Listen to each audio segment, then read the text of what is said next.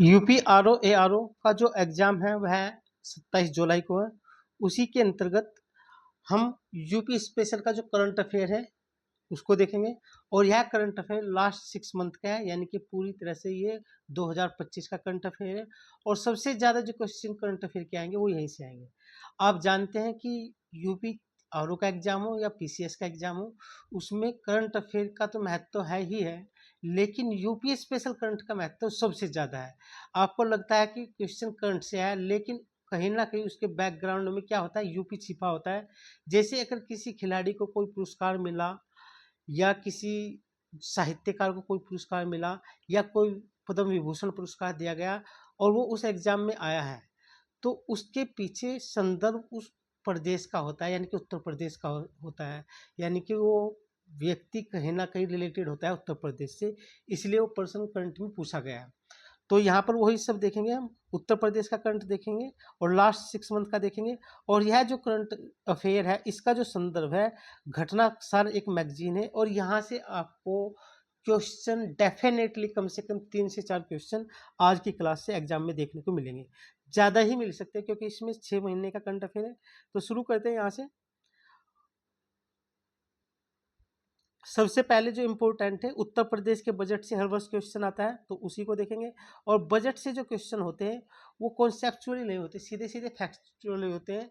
यानी कि इस वर्ष का बजट कितने करोड़ रुपए का था, पिछले वर्ष की तुलना में कितनी प्रतिशत वृद्धि हुई या कमी हुई, इस वर्ष का जो राजकोषीय घाटा कितना है, उसका परसेंटेज क्या है, उत्तर प्रदेश का उद्योग सेवा क्षेत्र में योगदान क्या है, किस योजना में सबसे ज़्यादा बजट एलोकेटेड किया, किसमें कम किया गया, सब्सिडी कितनी, इस तरह के प्रश्न बनते हैं और हर वर्ष क्वेश्चन आते हैं।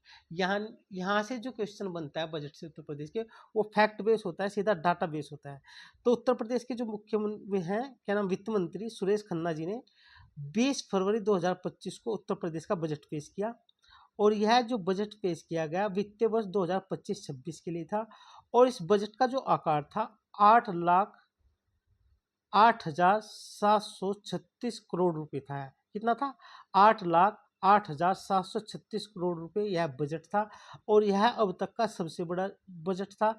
और पिछले वर्ष की तुलना में इस वर्ष जो धन की वृद्धि की गई बजट में, यानी कि बजट का जो आकार बढ़ाया गया है वह 9.8% अधिक है। यानी कि पिछले साल की तुलना में इस वर्ष का बजट अधिक है। और कितना अधिक है? 9.8%। तो एक डाटा हमारे लिए यह इम्पोर्टेंट हो जाता है। और ये जो मात्रा है बजट का आकार 8,08,736 करोड़ रुपए, ये इम्पोर्टेंट हो जाता है।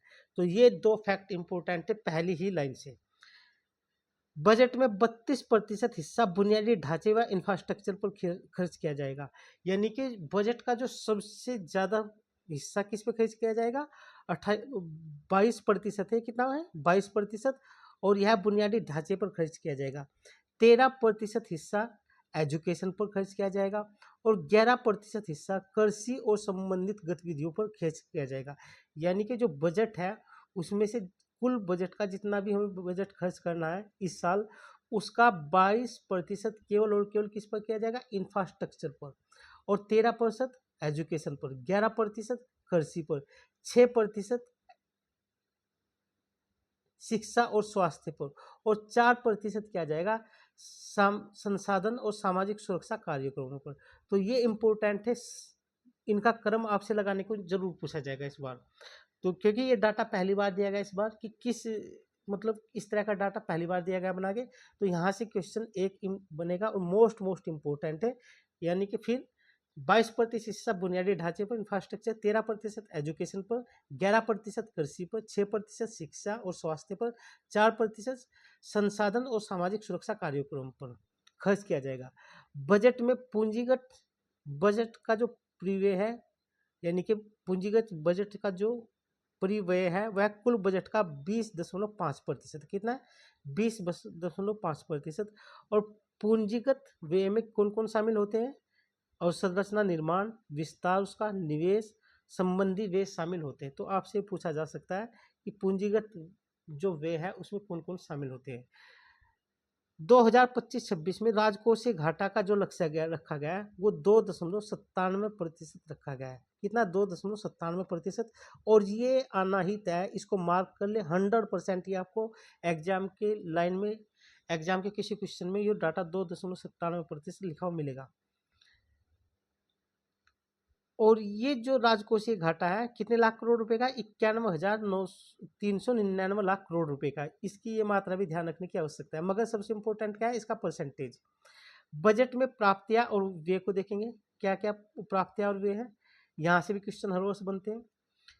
बजट में कुल प्राप्तियों में 7,89,242 करोड़ रुपए प्राप्ति है, जिसमें से 6,62,690 करोड़ रुपए राजस्व प्राप्तियां है और 1,16,551 करोड़ रुपए पूंजीगत प्राप्ति है।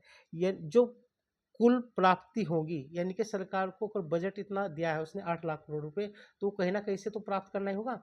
उसमें से हमें टोटल प्राप्त होगा 7,79,242 करोड़ रुपए, जिसमें से ये आंकड़ा राजस्व प्राप्ति का है और ये पूंजीगत प्राप्ति का है।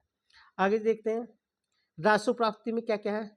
5,50,172 करोड़ रुपए है एक कर राजस्व, किससे, टैक्स से प्राप्त होंगे। और ये किसका टैक्स होगा, जो उत्तर प्रदेश सरकार का उसका स्वयं का टैक्स होगा। और 2,95,000 करोड़ रुपए केंद्रीय करों में राज्य की जो हिस्सेदारी उससे प्राप्त होंगे। तो इस तरह से था, यानी कि कुल जो है हमें 5,50,172 करोड़ रुपए प्राप्त होंगे कर राजस्व से, जिसमें से राज्य का स्वयं का कितना है 2,95,000 करोड़ रुपए, और केंद्रीय करों से जो राज्य को प्राप्त होगा वह 2,55,000 करोड़ रुपए ये प्राप्त होगा हिस्सा। यानी कि टोटल कर से इतना प्राप्त होगा, इसमें स्वयं उत्तर प्रदेश का इतना हिस्सा है और केंद्रीय करों में राज्य का जो हिस्सा वो ये है। दोनों इंपॉर्टेंट है, बहुत इंपॉर्टेंट है, यहाँ से क्वेश्चन बनेगा। अब आगे देखते हैं, ये इंपॉर्टेंट नहीं है। प्राप्ति और व्यय में इन आंकड़ों के आधार पर 2025-26 में 79,516 करोड़ रुपए के राजस्व की बचत होगी। वही राजस्व घाटा 91,399 करोड़ रुपए। तो ये दोनों आंकड़े भी हमारे लिए इम्पोर्टेंट है, लेकिन इतने इम्पोर्टेंट नहीं है जितने सापेक्षिक रूप से होने चाहिए। तो नेक्स्ट देखते हैं। ये बताई दिया कितना रहेगा इस बार, जो राजकोषीय घाटा रहेगा 2.97% रहेगा। ये इंपॉर्टेंट है, यही आएगा। कर प्राप्तियों में जो कर प्राप्तियां होंगी उसमें क्या क्या है, एक तो उसमें है स्टेट जीएसटी। स्टेट जीएसटी और वैट है 1,30,000 करोड़ रुपए का। आबकारी शुल्क 63,000 करोड़ रुपए का। स्टाम्प और पंजीकरण आदि का शुल्क कितना है 38,000 करोड़ रुपए का। और वाहन कर 14,000 करोड़ रुपए का। ये सारे के सारा जो हिस्सा है कर से प्राप्त होगा। किससे कर प्राप्त होगा, टैक्स से प्राप्त होगा। तो ये इतना ज़्यादा इंपॉर्टेंट नहीं है। ये आंकड़ा इंपॉर्टेंट है हमारे लिए, जो ये टेबल है ये इंपॉर्टेंट है, यहाँ से क्वेश्चन आएगा डेफिनेटली, एक क्वेश्चन यहाँ से आएगा। तो इसको देखते हैं। राज्य बजट में रुपया आता है और रुपया कहाँ जाता है, यानी कि सरकार को जो आमदनी प्राप्त होती है वो कहाँ कहाँ से होती है और सरकार जो खर्च करती है वो कहाँ कहाँ पर, उसका परसेंटेज रुपए के संदर्भ में यहाँ दिया गया है। राज्य को जो सबसे ज़्यादा आमदनी होती है या रुपया उसके पास आता है वह कर राजस्व से आता है। किससे, टैक्स से। और कितना आता है 37.4%, जो उसका स्वयं का है। केंद्रीय कर यानी कि जो केंद्र सरकार जीएसटी लगाती है उसमें कुछ हिस्सा राज्यों को जाता है, तो उसका हिस्सा कितना प्राप्त होता है उत्तर प्रदेश को 32.4%। यानी कि पहला कर राज्य का स्वयं का कर राजस्व, दूसरा केंद्रीय करों में राज्य का हिस्सा 32.4%।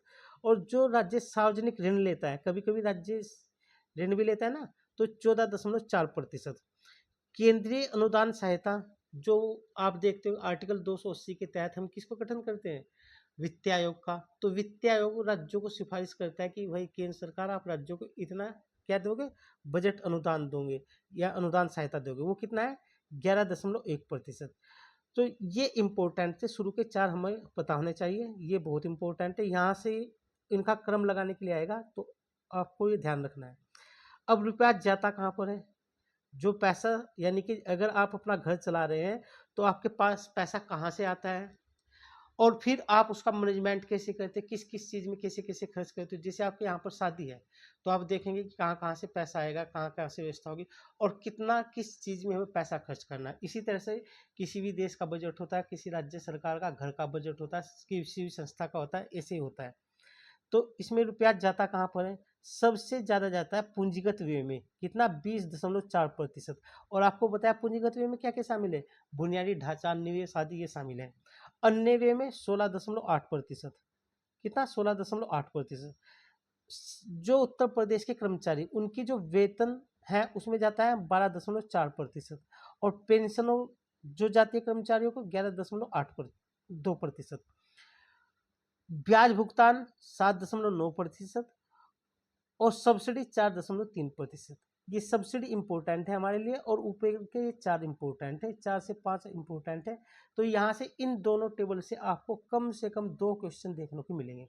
एक क्वेश्चन आपको उत्तर प्रदेश का राजकोषीय घाटा 2.97%, वहाँ से बनेगा डेफिनेटली।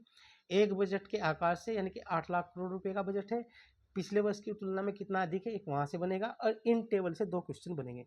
नेक्स्ट देखते हैं, बजट में कुछ महत्वपूर्ण घोषणा की गई, वे घोषणा देखते हैं, क्योंकि यहाँ से क्वेश्चन आता है, हर वर्ष आता है, तो ये घोषणा हमारे लिए बहुत इंपॉर्टेंट है।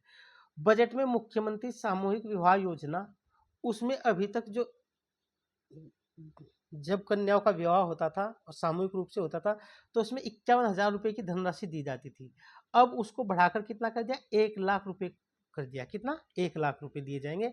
अगर जहाँ पर भी सामूहिक विवाह करती है ना, जैसे कमजोर परिवारों का विवाह, राज्य सरकार का दायित्व मतलब कल्याणकारी राज्यों को बढ़ावा देने के लिए सामूहिक विवाह का आयोजन किया जाता है, और उसमें 51 रुपए देती थी माता पिता को लड़की के शादी के लिए। अब वह कितनी राशि कर दी, 1 लाख रुपए कर दी, ताकि वह अपनी बच्ची का विवाह कर सके अच्छी तरह से।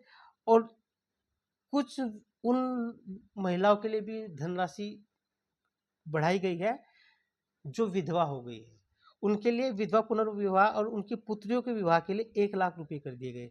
तो ये इम्पोर्टेंट है, और ये महिला सशक्तिकरण की दिशा में महत्वपूर्ण कदम है। तो पहला क्वेश्चन यहीं से बनेगा, महिला सशक्तिकरण से। और पूरा का पूरा 5वां छठा पेपर यूपी स्पेशल में महिला सशक्तिकरण अपने आप में एक सेगमेंट है, तो इम्पोर्टेंट है। छात्राओं को उस शिक्षा, जो हमारे प्रदेश की छात्रा है, उन्हें उस शिक्षा में आगे बढ़ने के लिए प्रोत्साहित करने के लिए, तथा ग्रामीण जो छात्र हैं उन्हें भी उच्च शिक्षा को प्राप्त करने के लिए एक क्या कहा गया, एक रानी लक्ष्मीबाई स्कूटी योजना शुरू की जाएगी, ताकि वे जो आवागमन की बाधा है, परिवहन की बाधा है, उससे मुक्त हो सके, और अपने अगर उनके पास साधन होंगे तो वो सिटी में भी जाके सुरक्षित रूप से पढ़ सकते हैं। ये किसको दी जाएगी, निःशुल्क दी जाएगी स्कूटी। किनको, एक तो जो उच्च शिक्षा प्राप्त करने वाले छात्र हैं, और जो ग्रामीण पृष्ठभूमि के छात्र हैं उनको। तो यह भी इम्पोर्टेंट है। और कौन सी योजना, रानी लक्ष्मी बाई स्कूटी योजना के तहत यह दिया जाएगा फंड। आउटसोर्सिंग पर जो हम कर्मचारी रखते हैं उनकी वेतन वृद्धि की घोषणा भी की गई है। जैसे बहुत सारे कर्मचारी आउटसोर्सिंग पर रखे जाते हैं, अब उनके लिए सरकार ने एक पैमाना निर्धारित कर दिया। एक तो उनकी जो सैलरी होगी न्यूनतम 16,000 रुपये से 20,000 रुपये हर माह उनको वेतन दिया जाएगा, जो आउटसोर्सिंग पे काम करते हैं उन्हीं के लिए। ऐसे कर्मियों की भर्ती अब सीधे एजेंसियों के माध्यम से न कर निगम के माध्यम से की जाएगी। अभी तक उनकी भर्ती कौन करती थी, एजेंसियां करती थी, लेकिन उनको वे सरकार से तो पैसा ज्यादा लेती थी मगर उनको कम देती थी। अब यह कार्य कौन करेगा, भर्ती का निगम करेगा। आउटसोर्सिंग जो निगम भर्ती करेगा उसका नाम है आउटसोर्सिंग भर्ती निगम। और इसमें कौन कौन रखे जाएंगे, संविदा पर रखे जाएंगे होमगार्ड, पीआरडी जवान, ग्राम चौकीदार, शिक्षा मित्र, अनुदेशक, आशा वर्कर, आंगनवाड़ी, एएनएम, संविदा से जुड़े और संस्था से जुड़े अन्य सभी कर्मचारी मुख्यमंत्री जन आरोग्य अभियान के अंतर्गत आएंगे। यानी कि जो आउटसोर्सिंग कर्मचारी हैं उनकी भर्ती करेगा आउटसोर्सिंग भर्ती निगम, और उनका वेतनमान होगा 16,000 से 20,000 के मध्य। अब उनको मुख्यमंत्री जन आरोग्य योजना के तहत एक वर्ष में 5 लाख रुपए तक का निःशुल्क चिकित्सा दिया जाएगा। यह घोषणा बजट में की गई। तो ये इम्पोर्टेंट है, बहुत इम्पोर्टेंट है, और इससे उत्तर प्रदेश के काफ़ी लोगों को वो मिलेगा। यानी कि जो 5 लाख रुपए तक का निःशुल्क इलाज के लिए उनको पैसे दिया जाएगा। और किस योजना के तहत, जन आरोग्य पर मुख्यमंत्री जन आरोग्य अभियान के अंतर्गत जो कार्ड दिए जाते हैं, जिनको हम आयुष्मान कार्ड बोलते हैं, वो इनको मिलेगा। वर्तमान में उत्तर प्रदेश में 80 मेडिकल कॉलेज है। कितने कॉलेज है, 80 मेडिकल कॉलेज है, जिनमें से 44 कॉलेज राज्य सरकार के और 36 निजी क्षेत्र के अंतर्गत आते हैं। इन सभी कॉलेजों में MBBS की जो सीटें हैं वह 11,800 सीटें हैं और पोस्ट ग्रेजुएट की सीटें कितनी हैं? 3971 सीट। ये आंकड़ा भी इंपॉर्टेंट हो जाता है। नेक्स्ट देखते हैं, केंद्र सरकार द्वारा 2025-26 में यूजी पीजी की कुल कितनी है? 10,000 सीटें जोड़े जाने की घोषणा की, जिनमें से 1500 सीटें, 10,000 में से केवल 1500 सीटें हमारा उत्तर प्रदेश ही ग्रहण करेगा। यानी कि कुल केंद्र सरकार 10,000 सीटें बढ़ाएगी, जिसमें से 1500 सीटें किसके कोटे में आएंगी? उत्तर प्रदेश की। तो यह भी इम्पोर्टेंट है, क्योंकि जैसे जैसे हमारा जनसंख्या का आकार बढ़ता जा रहा है तो उसकी स्वास्थ्य चुनौती भी बढ़ती जा रही है। उसी को ध्यान में रखकर न केवल हमें मानव संसाधन चाहिए मेडिकल के क्षेत्र में, मेडिकल हॉस्पिटल भी चाहिए, कॉलेज भी चाहिए, तो वे सारी चीज़ें बढ़ाई जा रही है।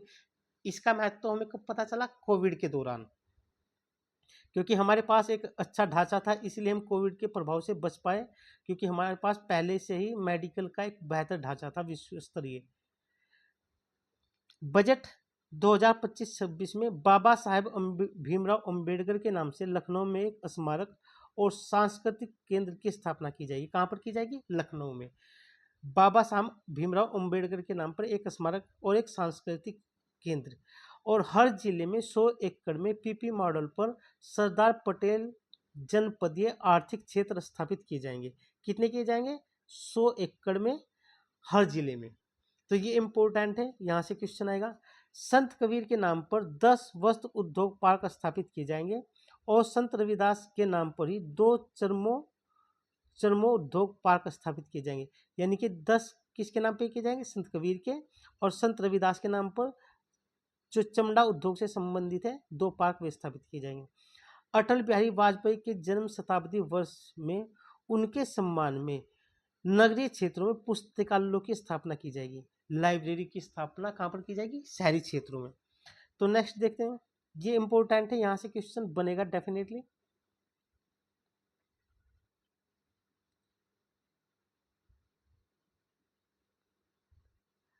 लखनऊ स्थित अटारी कृषि प्रक्षेप पर 251 करोड़ रुपए की लागत से पूर्व प्रधानमंत्री चौधरी चरण सिंह जी के नाम पर एक सीड पार्क स्थापित किया जाएगा। कहाँ पर?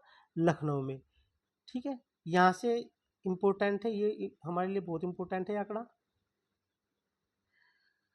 प्रत्येक कृषि मंडी में माता सबरी के नाम पर कैंटीन और विश्राम आलय स्थापित किए जाएंगे, क्योंकि कृषि मंडी में किसान भी जाते हैं, व्यापारी भी आते हैं खरीदने के लिए, तो वहाँ पर अच्छी सुविधाएं खाने पीने की, उनके रुकने की, ठहरने के लिए की जा सकेंगी। और वो किसके नाम पे की जाएगी? माता सबरी के नाम पर। मेधावी छात्रों के लिए 4,400 करोड़ रुपए की वही जो स्कूटी योजना, रानी लक्ष्मीबाई मुफ्त स्कूटी योजना प्रस्तावित है इस बजट में। कितने करोड़ रुपए किए जाएंगे इस पर खर्च? 400 करोड़ रुपए। और किस छात्रों के लिए? उच्च स्तरीय शिक्षा ग्रहण करने के लिए और ग्रामीण जो छात्र है उनको उच्च शिक्षा में भेजने के लिए। माता अहिल्याबाई होलकर के नाम पर श्रमजीवी महिलाओं के लिए छात्रावास भी बजट में बनाए जाएंगे। यानी कि जो महिलाएं बाहर काम करती है तो उनके लिए भी रात को रुक सके, आराम कर सके, हॉस्टल टाइप का बनाया जाएगा, और उसका क्या नाम रखा जाएगा? माता अहिल्याबाई होलकर छात्रावास। प्रदेश को आर्टिफिशियल इंटेलिजेंस का हब बनाने के लिए, क्योंकि आर्टिफिशियल इंटेलिजेंस की तरफ वर्तमान युग बहुत तेजी से बढ़ रहा है। आपका चाहे मोबाइल हो, एआई के थ्रू काम कर रहा है, चैट जीपीटी वगैरह, तो उसको हम पूरे भारत का एक हब बनाएंगे आर्टिफिशियल इंटेलिजेंस का। तो उसी के लिए लखनऊ में आर्टिफिशियल इंटेलिजेंस सिटी की स्थापना की जाएगी, और इसके लिए बजट में कितना प्रावधान है? 5 करोड़ रुपए का। क्योंकि उत्तर प्रदेश साइबर सुरक्षा से भी एक संवेदनशील क्षेत्र है, साइबर हमले होते ही रहते हैं, उसी को ध्यान में रखकर साइबर सिक्योरिटी में टेक्नोलॉजी रिसर्च ट्रांसलेशन पार्क की स्थापना की जाएगी, और इसके लिए बजट में कितना प्रावधान किया गया? 3 करोड़ रुपए का, जबकि आर्टिफिशियल इंटेलिजेंस के लिए 5 करोड़ का। तो ये बहुत इंपॉर्टेंट है। आपको मालूम ही कि लखनऊ में ग्लोबल इन्वेस्ट समिट का आयोजन किया जाता है, और पिछला जो ग्लोबल इन्वेस्टर समिट हुआ था उसमें उत्तर प्रदेश को 36 लाख करोड़ रुपए के निवेश पर एमओयू यानी कि निवेश प्रस्ताव प्राप्त हुए थे। तो यह 36 लाख करोड़ भी, यह डाटा भी इंपॉर्टेंट है। नेक्स्ट देखते हैं, 4 नए एक्सप्रेस वे कौन कौन से हैं? बनाने की बात बजट में की गई है। 4 नए एक्सप्रेस वेज के निर्माण का निर्णय लिया गया। कौन कौन से वे? आगरा लखनऊ एक्सप्रेस वे से गंगा एक्सप्रेस वे कोसिया, जनपद हरदोई वाया फरुखाबाद तक प्रवेश नियंत्रण, ग्रीनफील्ड एक्सप्रेसवे का निर्माण कराया जाएगा। यानी कि जो 4 एक्सप्रेसवे इनका निर्माण कराया जाएगा और इसके लिए कितने हैं बजट में? 900 करोड़ रुपए इसमें खर्च किया जाएगा। गंगा एक्सप्रेसवे को प्रयागराज और मिर्जापुर, वाराणसी, चंदौली होते हुए सोनभर से जोड़ने के लिए विंध्य एक्सप्रेस है उसके निर्माण के लिए कितने रुपए हैं? 50 करोड़ रुपए। नेक्स्ट देखते हैं, मेरठ को हरिद्वार से जोड़ने के लिए जो गंगा एक्सप्रेसवे है उसी का विस्तार किया जाएगा और उसके लिए कितने रुपए खर्च किए जाएंगे? 50 करोड़ रुपए। बुंदेलखंड रीवा एक्सप्रेस के लिए 50 करोड़ रुपए। बुंदेलखंड एक्सप्रेसवे के साथ डिफेंस इंडस्ट्रियल कॉरिडोर बनाई जाएगी और उसके लिए 461 करोड़ रुपए का बजट में प्रावधान किया गया है। इसके अंतर्गत 9,000 करोड़ रुपए के निवेश का भी अनुमान है। यानी कि उत्तर प्रदेश सरकार क्या रही है, जो हमारे एक्सप्रेसवे हैं उसी से लगते हुए हम डिफेंस कॉरिडोर स्थापित करे जाएंगे। आप जानते हैं उत्तर प्रदेश अब डिफेंस प्रोडक्शन का भारत में महत्वपूर्ण राज्य बन गया, चाहे वो ब्रह्मोस हो मिसाइल हो या नेविगेशन प्रणाली हो या स्पेस से संबंधित हो या गोला बारूद से संबंधित हो, वो सारा प्रोडक्शन उत्तर प्रदेश कर रहा है। और इससे न केवल भारत का आयात घट रहा है रक्षा का, बल्कि भारत आर्मेनिया जैसे छोटे देशों को निर्यात भी कर रहा है। तो यह भी इम्पोर्टेंट है। इसके लिए कितने करोड़ रुपए खर्च किए जाएंगे? 461 करोड़ रुपए। उत्तर प्रदेश निम्नलिखित मामलों में देश में प्रथम स्थान है और ये क्वेश्चन जरूर आएंगे। एक तो दुग्ध उत्पादन के मामले में उत्तर प्रदेश पूरे भारत में प्रथम है और पूरे भारत का 16.21% दूध केवल उत्तर प्रदेश ही उत्पादन करता है। उत्तर प्रदेश जो नागरिकों को राशन दिया जाता है राशन कार्ड पर पीडीएस के थ्रू, उसके आवंटन में पूरे भारत में पहले स्थान पर है। यहाँ पर 15 करोड़ लोगों को निःशुल्क क्या दिया जा रहा है? राशन दिया जा रहा है। अगर आप इसको ऐसे शब्दों में भी ले सकते हैं कि उत्तर प्रदेश में गरीबी की क्या स्थिति, तो आप यहाँ पर ये डाटा नेगेटिव सेंस में भी दिखा सकते हैं कि इतने लोगों को क्या मिल रहा है? राशन अगर निःशुल्क मिल रहा है, यानी कि उत्तर प्रदेश में गरीबी अपने आप में अधिक है। मेंस में जब आप क्वेश्चन लिखेंगे इस आंकड़े को नेगेटिव सेंस में भी आप यूज करते हैं। ये जो डाटा है ये मेंस के लिए फोल्डर पॉइंट है। आप जब प्री पढ़े तो प्री के साथ में मेंस के अपने डाटा निकालें, क्योंकि वही आपको मेंस में लिखने हैं। 957 करोड़ रुपए 957 करोड़ लोगों के उत्तर प्रदेश में जनधन अकाउंट है, जो पूरे भारत में सबसे अधिक है। 1.58 करोड़ लोगों के पास निःशुल्क बिजली कनेक्शन उपलब्ध कराए गए उत्तर प्रदेश सरकार ने। प्रधानमंत्री किसान सम्मान निधि योजना के तहत उत्तर प्रदेश के 2.86 करोड़ जो किसान हैं उनको अब तक 80,000 करोड़ रुपए आवंटित किए जा चुके हैं। प्रधानमंत्री उज्ज्वला योजना के तहत जो गैस कनेक्शन दिए जाते हैं मुफ्त में, उत्तर प्रदेश उसमें सबसे पहले स्थान पर। कितने कनेक्शन दिए गए? 101.86 करोड़ रुपए। आयुष्मान भारत योजना के तहत जो आयुष्मान कार्ड जारी किए जाते हैं उसमें भी उत्तर प्रदेश पूरे भारत में नंबर 1 है और अभी तक 9 करोड़ से अधिक लोगों को आयुष्मान कार्ड दिए जा चुके हैं। और अभी हाल ही में किसके देने की बात की गई? आयुष्मान कार्ड योजना, जो आउटसोर्सिंग कर्मचारी उनको भी आयुष्मान कार्ड योजना देने की बात की गई, जिसमें 5 लाख तक का मुफ्त इलाज होता है भारत के किसी भी हॉस्पिटल में 1 वर्ष में। प्रधानमंत्री आवास योजना और मुख्यमंत्री आवास योजना के तहत उत्तर प्रदेश पूरे भारत में सबसे अधिक आवास निर्माण करने वाला राज्य बन गया। 56 लाख से अधिक आवास निर्माण किए जा चुके हैं। स्वच्छ भारत मिशन के तहत उत्तर प्रदेश सबसे ज्यादा शौचालय का निर्माण करने वाला भी भारत में पहले स्थान पर है। कितने शौचालय बनाए गए? 2.75 करोड़ शौचालयों का निर्माण किया गया। देश में जितने भी भारत में मोबाइल का प्रोडक्शन होता है उसका 55% कौन उत्पादन करता है? उत्तर प्रदेश। इसलिए जिस तरह से इंडिया पूरे विश्व में पावर हाउस बन रहा है उसके इकोनॉमिक ग्रोथ का, इसी तरह से भारत में इकोनॉमिक ग्रोथ का पावर हाउस कौन है? उत्तर प्रदेश। क्योंकि एक तो सबसे बड़ा जनसंख्या की दृष्टि से सबसे बड़ा राज्य है, अपार संभावना है, संसाधन है, और सबसे बड़ी बात है यह जो तटीय राज्य हैं, वहाँ पर चक्रवात की वजह से या अन्य चीज़ों की वजह से समस्याएं रहती है। उत्तर प्रदेश में इस तरह की समस्या नहीं, यहाँ पर यानी कि शांत वातावरण है, छोड़कर छुटमुट जो घटनाएं होती रहती हैं उनको छोड़कर। तो यहाँ से यानी कि उत्तर प्रदेश में व्यापार वाणिज्य का विकास करना बहुत आसान है, और इसके लिए सरकार ने कदम भी उठाए है। ईज ऑफ डूइंग बिजनेस अच्छा हुआ है उत्तर प्रदेश सरकार का। तो उत्तर प्रदेश में देश में कुल मोबाइल फोन उत्पादन का 55% उत्पादन केवल उत्तर प्रदेश में होता है। यानी कि उत्तर प्रदेश में जितने पूरे भारत में मोबाइल उत्पादन होते हैं, उसका आधे से अधिक हिस्सा कौन उत्पादित करता है? उत्तर प्रदेश। एक तरह से उत्तर प्रदेश भारत का औद्योगिक हाउस बना हुआ है। देश में सर्वाधिक 96 लाख यानी कि 1 करोड़ के लगभग भारत में क्या है? एमएसएमई उद्योग है। अटल पेंशन योजना के तहत 1 करोड़ लोगों का पंजीकरण किया गया, यह भी सबसे ज्यादा है पूरे भारत में। देश में सर्वाधिक 6 सिटी उत्तर प्रदेश के हैं जो मेट्रो संचालन कर रहे हैं। यानी कि उत्तर प्रदेश में सबसे ज्यादा शहरों में मेट्रो का संचालन हो रहा है पूरे देश में।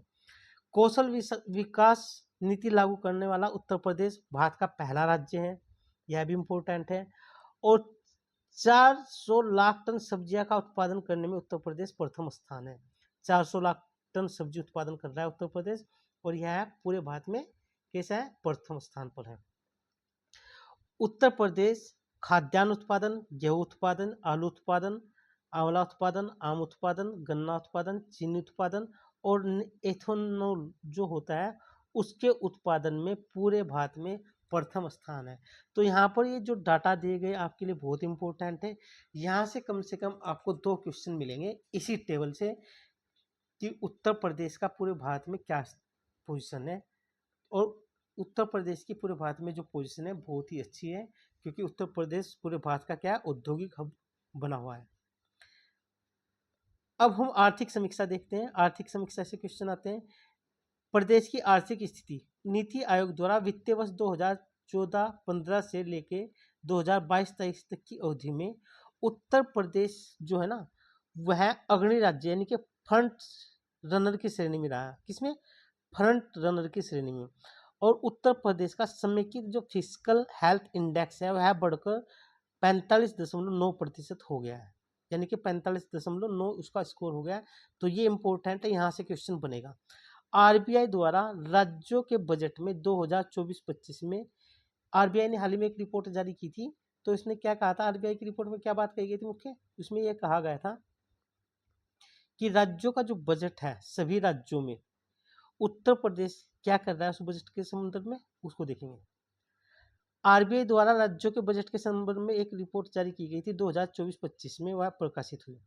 देश के सभी राज्यों के की स्वयं के कर प्राप्ति में उत्तर प्रदेश का हिस्सा 2024-25 में कितना है? यह 11.6% है। कितना है? 11.6%, जो महाराष्ट्र के बाद देश में सबसे अधिक है। यानी कि स्वयं के कर से जो प्राप्त होता है राजस्व, उसमें महाराष्ट्र के बाद उत्तर प्रदेश का स्थान आता है। और कितना प्राप्त होता है उत्तर प्रदेश को? 11.6% हिस्सा अपने स्वयं के करों से उसे प्राप्त होता है। इस अवधि में सकल राज्य घरेलू उत्पाद के प्रतिशत के रूप में सभी राज्यों का विकास व्यय जो दिया गया है, नीचे दिया गया है ये वाला इस तरह से, लेकिन उसमें उत्तर प्रदेश का जो औसत है वह 16.67% है। यानी कि जो उसकी जीडीपी की वृद्धि दर है कितनी है इस अवधि के दौरान? 16.7%। ये यहाँ पर तो ये इंपॉर्टेंट है। प्रदेश की जो ऋण ग्रस्तता है, यानी कि उस प्रदेश पे कितना ऋण है, उसके संदर्भ में 2022-23 में उत्तर प्रदेश में 30.4% ऋण है उत्तर प्रदेश सरकार के ऊपर। प्रदेश की अर्थव्यवस्था की जो जीएसडीपी है वह कितने लाख करोड़ रुपए की होगी 2025-26 में? 30.77 लाख करोड़ रुपए की हो गई है, जबकि 2024-25 में 27.51 लाख करोड़ रुपए की। तो 27 से किधर पहुंच गए हम? 30 लाख करोड़ पर। तो बहुत इंपॉर्टेंट है ये दोनों आंकड़े। उत्तर प्रदेश की जो राज्य जीडीपी है वह कितने, उसका आकार कितना होगा? 30 लाख करोड़ रुपए। प्रदेश देश में विकास दर की वृद्धि हासिल करने में सबसे अग्रणी राज्य बना हुआ है। 2023-24 में उत्तर प्रदेश की जो विकास दर है वह कितनी है? वह है 11.4%। और यह आपको पता है किसके बाद अधिक है? यह है महाराष्ट्र के बाद सर्वाधिक। प्रदेश देश में विकास दर वृद्धि करने वाले राज्यों में अब अग्रणी स्थान पर बना हुआ है। यानी कि 2023 में राज्य का जो राष्ट्रीय जीडीपी की वृद्धि दर थी, भारत की जो वृद्धि दर थी वह थी 9.4%, जबकि उत्तर प्रदेश की वृद्धि दर कितनी थी? उत्तर प्रदेश की वृद्धि दर थी 11.6%, जो अपने आप में सबसे अधिक है। इतनी यानी कि किसी भी राज्य की विकास दर नहीं है जितनी उत्तर प्रदेश की। भारत की विकास दर से भी अधिक है। भारत की विकास दर है 9.6%, जबकि उत्तर प्रदेश की कितनी है? 11.6%। ये इंपॉर्टेंट है। प्रदेश की प्रति व्यक्ति आय, ये देखते हैं। प्रदेश की जो प्रति व्यक्ति आय है 2023-24 में यह है 93,514 रुपये। 2024-25 में बढ़कर कितनी हो गई? 1,00,000 रुपये। और इसमें कितनी वृद्धि दर्ज की गई?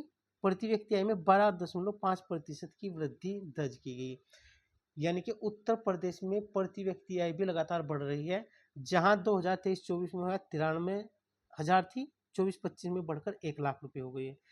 तो ये इंपॉर्टेंट है। यहाँ से प्रति व्यक्ति आय से क्वेश्चन हर वर्ष आता है। ये देखो यहाँ पर भी दिया गया है। यानी कि 2022-23 में 83,000 रुपये थी प्रति व्यक्ति आय, 2023-24 में 93,000, और अब के बढ़ के 1,00,000 को भी पार कर गए। 1,24,000 रुपये हो गई हमारे प्रति व्यक्ति आय। 2022-23 में कृषि, विनिर्माण और सेवा क्षेत्र में राज्य की अर्थव्यवस्था का क्या योगदान है? कृषि का योगदान 24% है, विनिर्माण का योगदान 30% है, और सबसे अधिक योगदान उत्तर प्रदेश में किसका है? सेवा क्षेत्र का। सेवा क्षेत्र आप जानते हैं, इसमें टूरिज्म, डॉक्टरी आदि जो सलाहकार सेवाएं वे सारी आती है। तो ये इम्पोर्टेंट है, यहाँ से क्वेश्चन बनेगा और 100% बनेगा कि उत्तर प्रदेश की जो जीडीपी आती है उसमें किसका सर्वाधिक योगदान है। तो सबसे अधिक योगदान किसका है? सेवा क्षेत्र का। उसके बाद विनिर्माण क्षेत्र का, और उसके बाद एग्रीकल्चर का। हाल ही में एक रिपोर्ट जारी की गई थी भारतीय स्टेट बैंक द्वारा। तो क्या कहा था इस रिपोर्ट में? भारत को विश्व की तीसरी सबसे बड़ी अर्थव्यवस्था के स्तर पर पहुंचाने में उत्तर प्रदेश ने महत्वपूर्ण भूमिका निभाई है। आपको मालूम है पीपी के आधार पर विश्व में सबसे बड़ी अर्थव्यवस्था में भारत का कितना स्थान है? तीसरा। और उस तीसरे स्थान तक पहुंचाने में उत्तर प्रदेश अग्रणी राज्य है। रिपोर्ट में यूपी को भविष्य में लैंड ऑफ द मिडनाइट सन भी कहा जाता है। यानी कि यहाँ की संभावना अपार है। यह है इस रिपोर्ट का मुख्य उद्देश्य। तो ये आपको ध्यान रखना, इस रिपोर्ट का नाम, और इस ये कोट भी याद रखना, लैंड ऑफ मिडनाइट। जब भी आप मेंस लिखें इसको प्रयोग जरूर करें। उत्तर प्रदेश प्रतिवर्ष 2,00,000 करोड़ से अधिक का निर्यात करता है, और जो भारत की कुल निर्यात का कितना प्रतिशत है? 11%। यानी कि जितना निर्यात पूरे भारत से होता है उसमें 11% हिस्सा केवल उत्तर प्रदेश का। वो कितना है? 2,00,000 करोड़ रुपए। उत्तर प्रदेश डिजिटल लेन देन में अग्रणी राज्य बना हुआ देश में। 2024 में डिजिटल लेन देन में 1,024 करोड़ से अधिक का लेन देन किया गया। अब देखते हैं उत्तर प्रदेश में पिछले 8 वर्षों में, जब से उत्तर प्रदेश में योगी जी की सरकार है, यानी कि बीजेपी की सरकार है, उसकी कुछ उपलब्धियां गिना रहे हैं। उत्तर प्रदेश में 8 वर्षों में सौर ऊर्जा जो उत्पादन है उसमें 10 गुना बढ़ोतरी हुई। यानी कि पहले अगर 2 यूनिट होती थी सौर ऊर्जा की, अब बढ़ के कितनी होगी? 20 यूनिट पिछले 8 वर्षों में। वर्तमान में राज्य में सौर ऊर्जा की कुल स्थापित क्षमता कितनी है? 2653 मेगावाट है। उत्तर प्रदेश में जो सौर ऊर्जा उत्पादन हो रहा है तो उसकी कितनी क्षमता है इसमें? 2653 मेगावाट। उत्तर प्रदेश की जो सौर ऊर्जा नीति है 2022, वह 5 वर्षों के लिए जारी की गई थी, और उसमें कहा गया था कि अगले 5 वर्षों में 22,000 मेगावाट हम सौर ऊर्जा का लक्ष्य उत्पादन का रखेंगे। तो इम्पोर्टेंट है। 23 जनवरी 2025 को भारतीय अंतर्देशीय जलमार्ग प्राधिकरण IWAI ने वाराणसी में एक नई क्षेत्रीय कार्यालय की स्थापना की बात की गई। कहाँ पर किया जाएगा? यह बनारस में स्थापित किया जाएगा। अंतर्देशीय जल प्राधिकरण का कार्यालय क्या है? वर्तमान में जो अंतर्देशीय जल प्राधिकरण का कार्यालय है, कहाँ कहाँ पर है, गुवाहाटी में है, पटना में है, गुवाहाटी में है, और कहाँ पर है, कोच्चि में है, भुवनेश्वर में, कोलकाता में, और छठा कार्यालय वाराणसी में खोला जाएगा, यह बताया गया है इसमें। और जो राष्ट्रीय जलमार्ग विकास परियोजना है वह विश्व बैंक की सहायता से चल रही है, आपको पता है, और उसमें वाराणसी भी उस परियोजना का हिस्सा है। आपको पता है कि राष्ट्रीय जलमार्ग एक गंगा नदी पर है, और जो कहाँ से कहाँ तक का है आपको कमेंट बॉक्स में बताना है कि कहाँ से कहाँ तक का है। तो नेक्स्ट देखते हैं धनौरी वेटलैंड, इसके बारे में देखते हैं। जनवरी 2025 में एनजीटी ने उत्तर प्रदेश सरकार को धनौरी वेटलैंड के रूप में अधिसूचना के बारे में एक विस्तृत रिपोर्ट प्रदान करने का निर्देश दिया।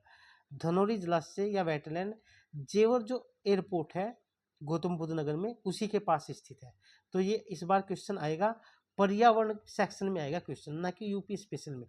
पर्यावरण सेक्शन में पूछा जाएगा धनौरी वेटलैंड कहाँ पर है। ये उत्तर प्रदेश के गौतम बुद्ध नगर जिले में है। तो नेक्स्ट देखते हैं उत्तर प्रदेश में राम मंदिर बना सबसे बड़ा पर्यटक स्थल। उत्तर प्रदेश पर्यटन उद्योग की दृष्टि से महत्वपूर्ण राज्य है और यह पर्यटन की दिशा में लगातार कार्य कर रहा है, चाहे वह महाकुंभ का मेला हो, काशी विश्वनाथ कॉरिडोर हो, अयोध्या मंदिर हो, वृंदावन हो। उत्तर प्रदेश में ऐसे कई सारे सर्किट स्थापित किए जा रहे हैं जो पर्यटन को बढ़ावा दे, और उत्तर प्रदेश ने ऐसी सीख अन्य देशों से ग्रहण की है। यानी कि उत्तर प्रदेश जिस तरह से खाड़ी देशों में पर्यटन को बढ़ावा मिल रहा है, क्योंकि वहाँ रेत और पेट्रोल के अलावा कुछ नहीं, लेकिन उन्होंने अपनी टूरिज्म इंडस्ट्री डेवलप कर ली, और उनका जो टूरिज्म मॉडल है वह पश्चिम के मॉडल और जो दक्षिणी पूर्वी एशियाई देश है वियतनाम, थाईलैंड, कंबोडिया, जहाँ पर हम जाते हैं ना कि हम थाईलैंड मसाज कराने के लिए जा रहे हैं, वहाँ से सीखा है। तो ठीक उसी प्रकार उत्तर प्रदेश ने धार्मिक पर्यटन को बढ़ावा ज़्यादा दिया है। तो यहाँ पर उत्तर प्रदेश में अयोध्या का जो राम मंदिर है इस वर्ष सबसे ज़्यादा पर्यटक वहीं पर आए कुंभ मेले के बाद। एक रिपोर्ट के अनुसार जनवरी से सितंबर 2025 के बीच में उत्तर प्रदेश में राम मंदिर जो है अयोध्या में सबसे ज़्यादा वहाँ पर पर्यटक आए। और कितने पर्यटक आए उसमें उसमें 135 मिलियन पर्यटक केवल अयोध्या में है, जिसमें विदेशी पर्यटक भी शामिल है।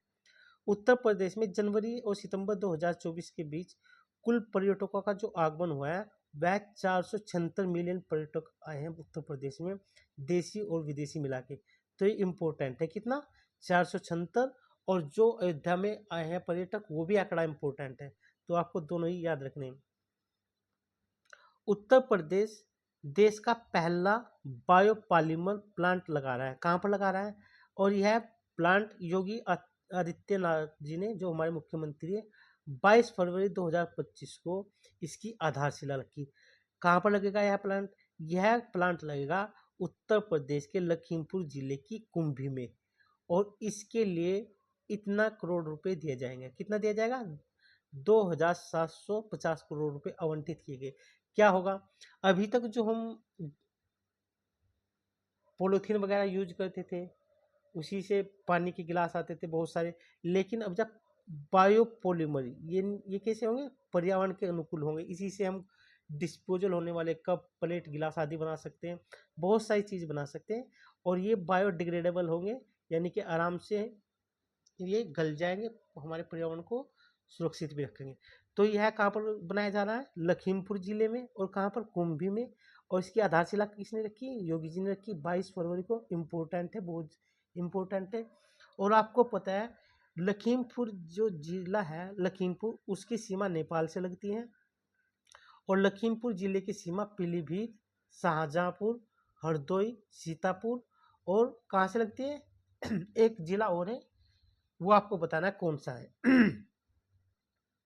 नेक्स्ट देखते हैं। अच्छा, इसमें कितना? 8,000 टन प्रत्येक वर्ष इसमें उत्पादन होगा, कोई नहीं।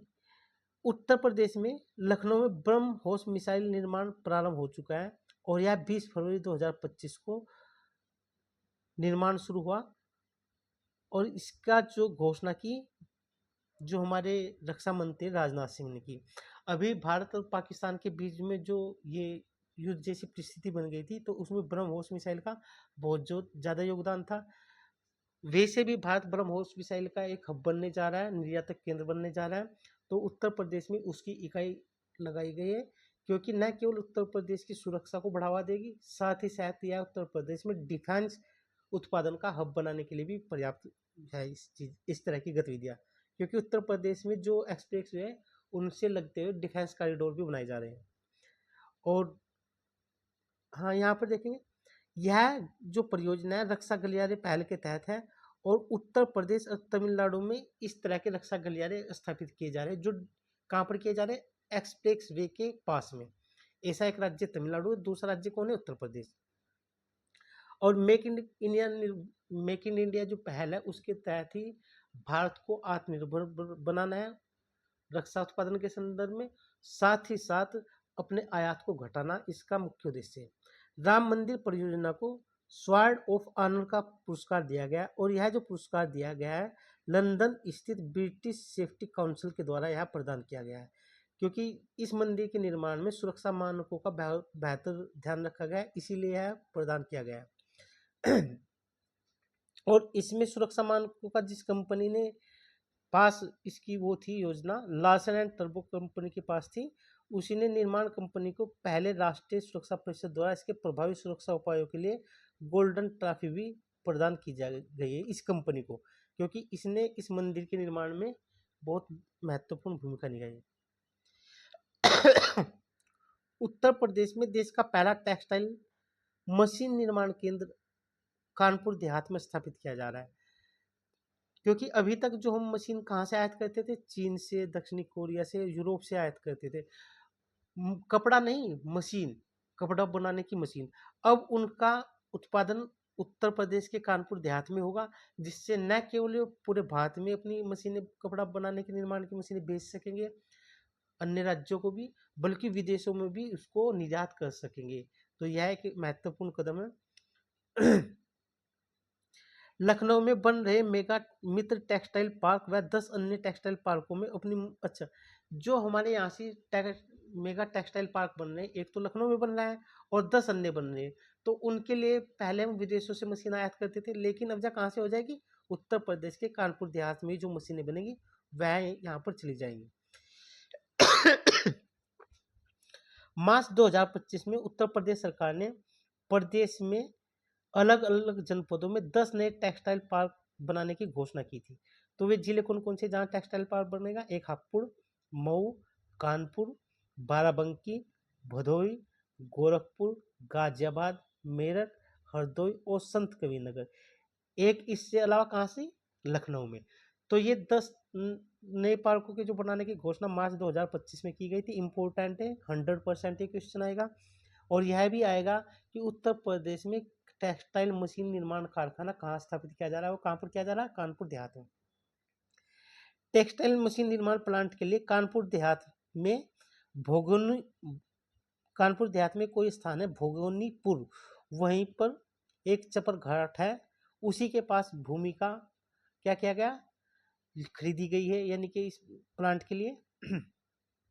और यह जो प्लांट होगा वह प्लग व प्ले मोड पर तैयार किया जाएगा। इसमें 200 से अधिक छोटे इकाई भी स्थापित की जाएगी, जिसमें 1.5 लाख से अधिक लोगों को रोजगार मिलेगा। यानी कि जो पार्क होगा इसमें बहुत सारी छोटी छोटी अन्य इकाई भी होंगी, अन्य प्लांट होंगे, यानी कि एमएसएमई उद्योग अन्य भी लगाए जाएंगे, 200 के लगभग होंगे। उत्तर प्रदेश में रडार फैक्ट्री, क्योंकि उत्तर प्रदेश क्या है, डिफेंस उत्पादन का हब बनने जा रहा है।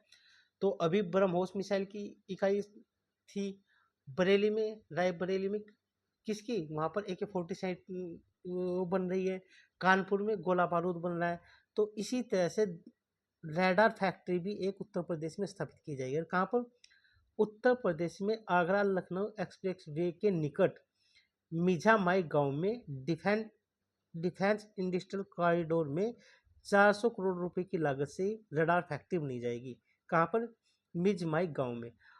रडार का क्या काम होता है, रडार का काम होता है दूसरे देशों की आ रही कोई भी चीज़ हो, जैसे वह ड्रोन हो, मिसाइल हो, हवाई जहाज हो, उसको डिटेक्ट करना और उसको समाप्त कर देना, मतलब उसको डिटेक्ट करना, ताकि फिर हमारी डिफेंस फोर्स आके जाके उसको समाप्त कर सके। अभी जो भारत पाकिस्तान में झड़प हुई उसमें रडार रडार की बहुत महत्वपूर्ण भूमिका थी। भारत की सेना ने पाकिस्तान के सभी रडार क्या कर दिए थे, ध्वस्त कर दिए थे, इसलिए वो भारत के जो वायुयान हैं या ड्रोन हैं उनको ट्रैक नहीं कर पाया। और यह रडार फैक्ट्री भारत में कौन बना रहा है, उत्तर प्रदेश में कौन बना रहा है, भारत हैवी इलेक्ट्रिक लिमिटेड इसकी स्थापना करेगा। नेक्स्ट देखते हैं, महर्षि दधीच कुंड को राजकीय पर्यटन केंद्र बनाने की घोषणा की गई। 10 मार्च 2025 को उत्तर प्रदेश में इस कुंड को पर्यटन का दर्जा दिया गया और यह पर्यटन कहाँ पर है, नैमिषारण्य से लगभग 12 किलोमीटर दूर मिश्रिक क्षेत्र में है। यहाँ पर यह मान्यता है कि इस कुंड का जो जल है वह पवित्र है और सभी संसार के जितने भी कुंड हैं उनसे सबसे पवित्र जल इसी कुंड का है। ऐसी भी मान्यता है कि महर्षि दधीची ने यहाँ पर अपनी हड्डियां दान की थी और उन हड्डियों से जो एक अस्त्र बना उसी से ही जो राक्षस है उनके वध किए गए थे। और ये कहाँ पर है, यह जो स्थान है नैमिषारण्य स्थान उत्तर प्रदेश के सीतापुर जिले में स्थित है और गोमती नदी के तट पर है और इस क्षेत्र को ऋषियों की तपोभूमि भी कहा जाता है। नेक्स्ट देखते हैं, वाराणसी में बनेगी एक डॉल्फिन सफारी। जिस तरह से बहुत सारी सफारी बन रही, टाइगर सफारी बन रही, उसी तरह से वाराणसी में डॉल्फिन स्थलीय जो क्या जलीय जीव है, स्तनी स्तनधारी है, उसी के लिए एक सफारी बनाई जाएगी और उसकी घोषणा 22 मार्च 2025 को की गई थी। और कहाँ पर बनी जाएगी, या कैथी से ढकवा गांव के बीच यह बनाई जाएगी। वाराणसी में कैथी से ढकवा के बीच यह बनाई जाएगी क्योंकि यहाँ पर डॉल्फिन जो मछली है उसकी सबसे अधिक संख्या पाई जाती है। सरकार ने डॉल्फिन के लिए, उनके संरक्षण के लिए डॉल्फिन मित्रों की भी नियुक्ति की घोषणा की गई है ताकि डॉल्फिन की सुरक्षा की जा सके, उनको पकड़ने वाले लोगों को कैप्चर किया जा सके, दंडित किया जा सके। उत्तर प्रदेश को 3 हेरिटेज इमारत होटल के रूप में विकसित किए जाएंगे।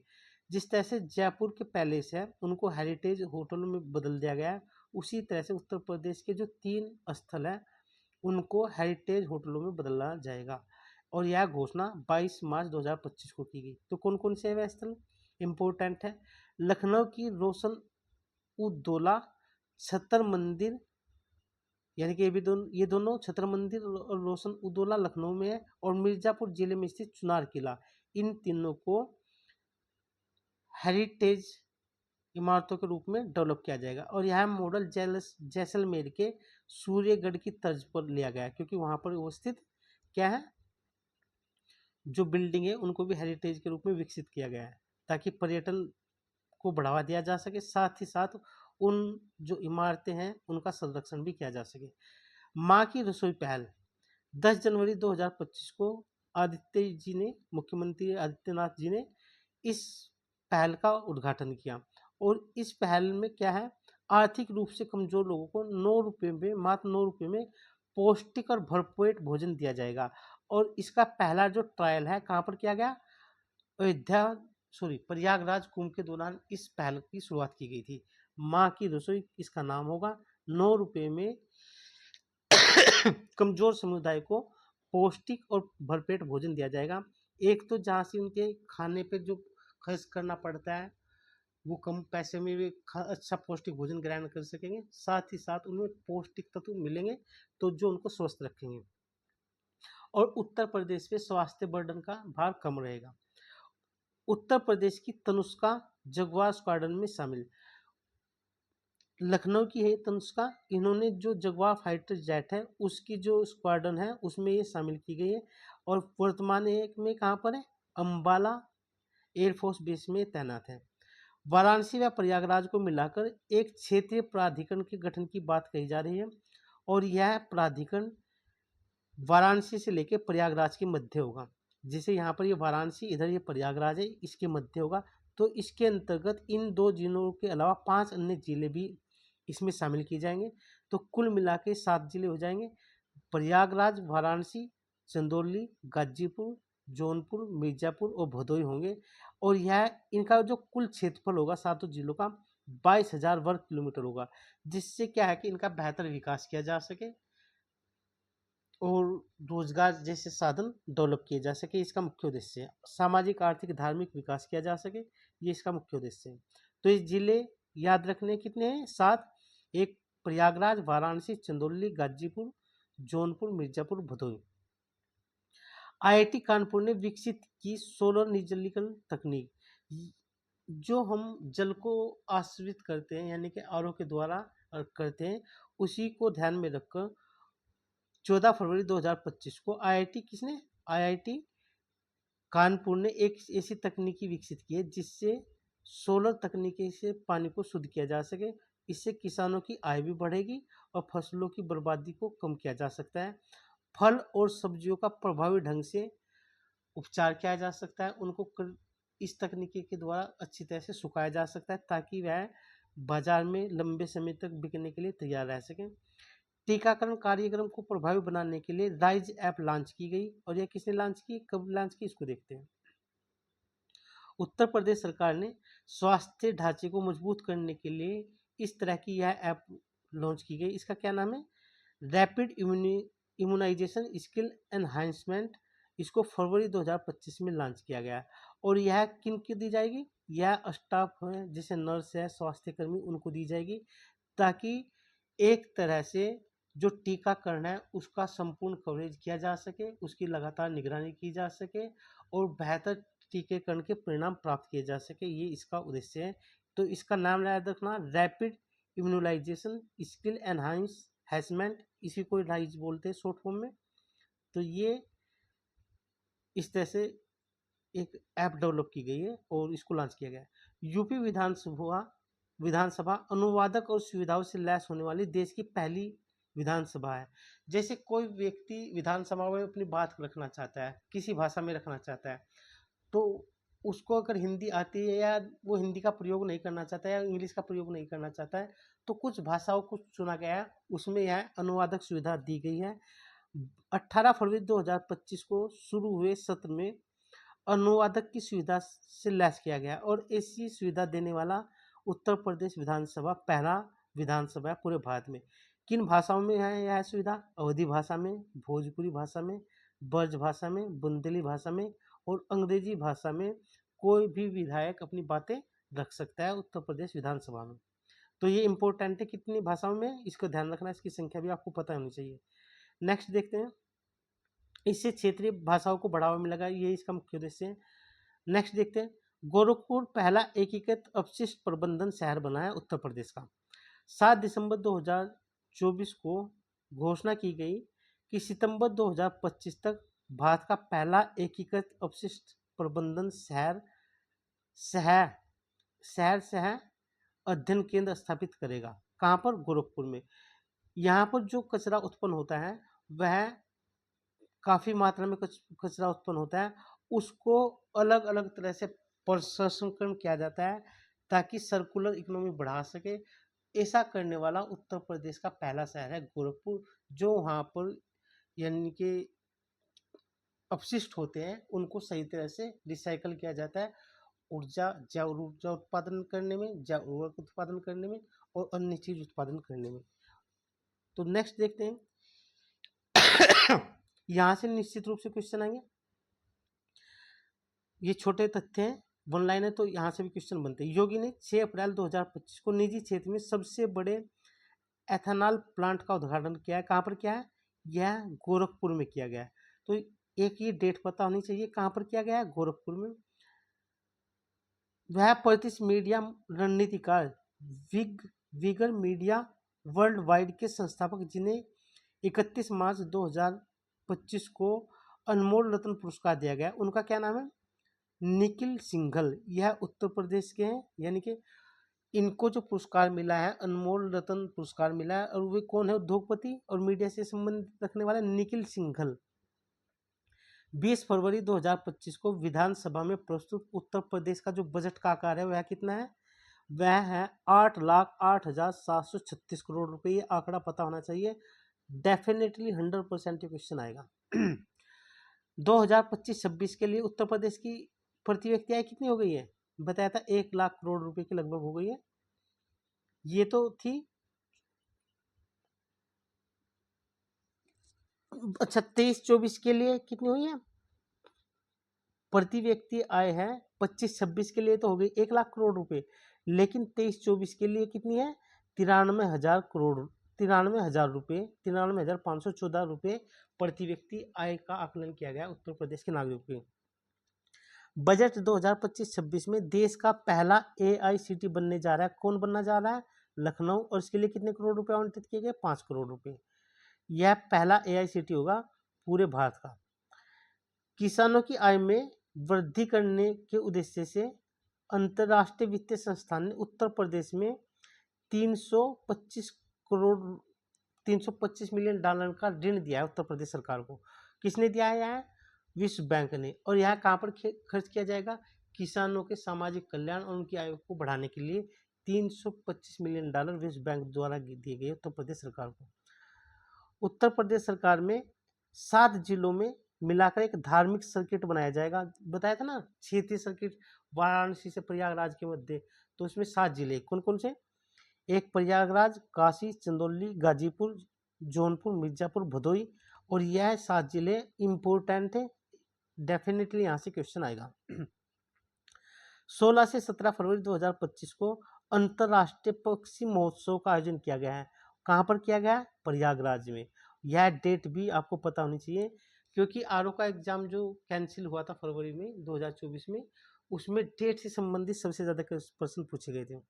7 से 9 मार्च 2025 को बनारस के होटल ताज में आयोजित बनारस लिस्ट फेस्ट में किस उपन्यासकार को उनका जो उपन्यास है the patient in the bed number 12 के लिए रस्किन बॉन्ड फिक्शन बुक पुरस्कार दिया गया? तो किसका था वो, राजकमल झा का मिलाया है। और यह कहाँ दिया गया, बनारस के किस होटल में, बनारस का एक होटल है, वहाँ पर एक फेस्टिवल का आयोजन किया गया था, बनारस लिस्ट फेस्ट, उसी में ही इनको यह पुरस्कार दिया गया है। किसको, राजकमल झा को। 28 फरवरी 2024 को राष्ट्रीय विज्ञान दिवस के अवसर पर उत्तर प्रदेश के गोंडा जनपद में एक अंतर्राष्ट्रीय कॉन्फ्रेंस आयोजित किया गया और उसकी थीम थी scope of quantum technology in natural sciences. ये इंपॉर्टेंट है, कहाँ पर, गोंडा में आयोजित किया गया, 28 फरवरी को आयोजित किया गया, और इसकी जो थीम थी scope of quantum technology in natural sciences. बहुत इंपॉर्टेंट है, ये क्वेश्चन 100% आएगा। 28 से 29 मार्च 2025 को विकसित भारत युवा संसद महोत्सव लखनऊ विधानसभा में आयोजित किया गया। इसका उद्देश्य युवाओं को नीति निर्माण में भागीदारी बनाना और उनके लोकतांत्रिक मूल्यों को सशक्त करना, यह इसका उद्देश्य है। और यह कब आयोजित किया गया, 28 से 29 मार्च 2025 को। 27 से 30 मार्च 2025 को टेक्निकल फेस्टिवल टेक कृति 2025 कहाँ आयोजित किया गया, यह IIT कानपुर में आयोजित किया गया है। स्वयं सहायता समूह के सहयोग से राज्य की महिलाओं को आत्मनिर्भर बनाने के लिए और उनको स्वावलंबी बनाने के लिए दीदी प्रेरणा कैंटीन की शुरुआत की गई है, और यह शुरुआत की गई है 27 फरवरी को। कहाँ से, कानपुर से। यह इंपॉर्टेंट है। और आपको पता है कानपुर में ही, कानपुर देहात में ही क्या है, टेक्सटाइल मशीन कारखाना भी बनाया जाएगा। 25 फरवरी 2025 को हैंड प्रिंट लेने का विश्व रिकॉर्ड बनाया महाकुंभ प्रयागराज ने। यानी कि हैंड प्रिंट जो सबसे ज़्यादा ली गई है, किस दौरान ली गई है, महाकुंभ प्रयागराज के दौरान। दुनिया का सबसे बड़ा इलेक्ट्रिक शो इकोक्रामा 2025 जो 22 से 26 फरवरी को आयोजित किया गया, यह कहाँ पर आयोजित किया गया, नोएडा में आयोजित किया गया। नोएडा के इंडिया एक्सपो मार्ट में इसका आयोजन किया गया, जो दुनिया का सबसे बड़ा इलेक्ट्रिक शो है। नेक्स्ट देखते हैं, 24 फरवरी 2025 को RBI द्वारा लखनऊ में आयोजित वित्तीय जागरूकता कैंप अभियान लॉन्च किया गया, जिसकी थीम थी वित्तीय साझेदारी समृद्ध नारी, यानी कि वित्तीय साझेदारी बढ़ानी और साथ के साथ जो हमारी महिलाएं उनका सशक्तिकरण करना है। नेक्स्ट 25 से 24 फरवरी 2025 को काशी तमिल संगम KTS 3.0 का आयोजन किया गया, और ये कहाँ पर आयोजित किया गया, वाराणसी में। इसका मुख्य उद्देश्य क्या है कि तमिल और काशी की जो संस्कृति है उनको आपस में मजबूत करना, आपस में आदान प्रदान करना और छात्रों का आवाजाही बढ़ाना, ताकि छात्र उस संस्कृति से क्या हो सके, परिचित हो सके। और यह तीसरा संस्करण था। भारत नेपाल मैत्री महोत्सव का आयोजन 22 से 23 फरवरी को पीलीभीत जनपद में आयोजित किया गया। नेक्स्ट 1 मार्च 2025 को डिजिटल डॉक्टर तकनीक की शुरुआत की गई। उत्तर प्रदेश के कहाँ से की गई? सीतापुर जिले में। इम्पोर्टेंट है, इसके आने की पूरी संभावना है। 7 से 8 मार्च 2025 को एआई पर चुनौतियां और अवसर, इंजीनियरिंग और प्रबंधन अनुप्रयोग 2025 का 8वां अंतर्राष्ट्रीय सम्मेलन लखनऊ में आयोजित किया गया। कहाँ पर? लखनऊ में, क्योंकि इंटरनेशनल सम्मेलन था, तो इम्पोर्टेंट है। नेक्स्ट, कुशीनगर स्थित कलावती देवी स्मृति न्यास द्वारा प्रदत्त अज्ञे स्मृति सम्मान 2025 7 मार्च 2025 को किसको दिया गया? कथाकार उदय प्रकाश को यह सम्मान दिया गया। अज्ञे स्मृति सम्मान 2025 किसे दिया गया? उदय प्रकाश को। तो यह इंपॉर्टेंट है, साहित्य से एक पर्सन आता है, तो ये इस बार आने की पूरी संभावना है। वाराणसी नगर निगम की 300 बीघा जमीन पर वन क्षेत्र विकसित किए जाएंगे, और वह कहाँ पर किए जाएंगे? वाराणसी में, डोमरी गांव के पास। मार्च 2025 में टीकाकरण को बढ़ावा देने के लिए, उसका बेहतर निगरानी और प्रबंधन करने के लिए एक ऐप लॉन्च की गई।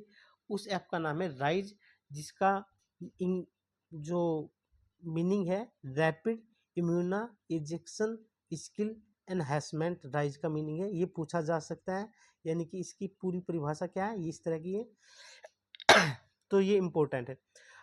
7 मार्च 2025 को हैदराबाद के बाद भारत के दूसरे सबसे बड़े माइक्रोसॉफ्ट इंडिया के डेवलपमेंट सेंटर का शिलान्यास कहाँ किया गया? नोएडा में।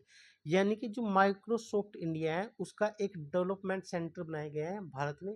पहला बनाया गया हैदराबाद में, उसके बाद सबसे बड़ा सेंटर जो बनाया जा रहा है वो उत्तर प्रदेश के नोएडा में, क्योंकि उत्तर प्रदेश क्या है? उद्योगों की, जो हमारे उद्योग है उसका पावर हाउस बनने जा रहा है, उसी को ध्यान में रखकर ये सारी चीजें की जा रही है। नेक्स्ट,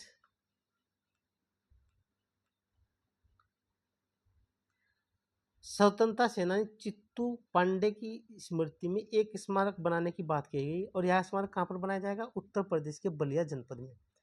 11 से 13 मार्च 2025 को राष्ट्रीय स्वच्छता वायु कार्यक्रम पर नेशनल कॉन्फ्रेंस आयोजित की गई, और यह कहाँ आयोजित की गई? गोरखपुर में।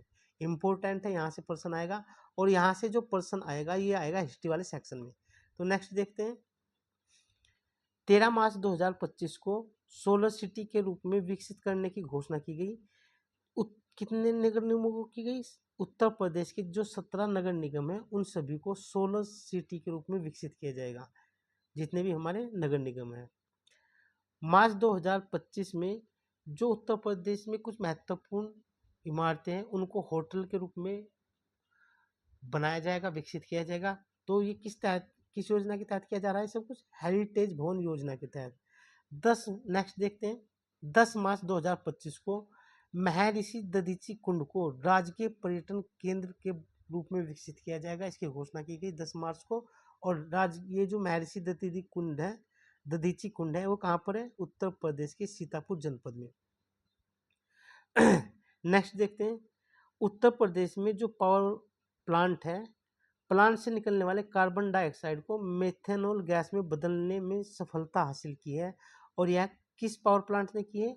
जो एनटीपीसी का विंध्याचल पावर प्लांट है मिर्जापुर में, उसने हासिल की है। यानी कि प्लांट की जो गैस निकलती है कार्बन डाइऑक्साइड, उसको किस में कन्वर्ट कर देंगे? मीथेन गैस में। मीथेन गैस एक तरह से अपने आप में ऊर्जा का एक महत्वपूर्ण स्रोत है, जिस तरह कार्बन डाइऑक्साइड एक स्रोत है। नेक्स्ट देखते हैं।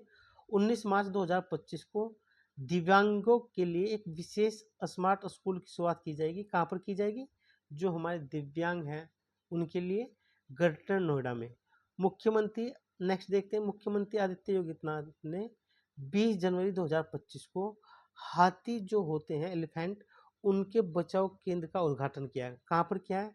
शहीद अशफाक उल्ला खान प्राणी उद्यान गोरखपुर में। मोस्ट इम्पोर्टेंट है, उत्तर प्रदेश के पर्यावरण वाले सेक्शन में प्रश्न जरूर आएगा। नेक्स्ट देखते हैं।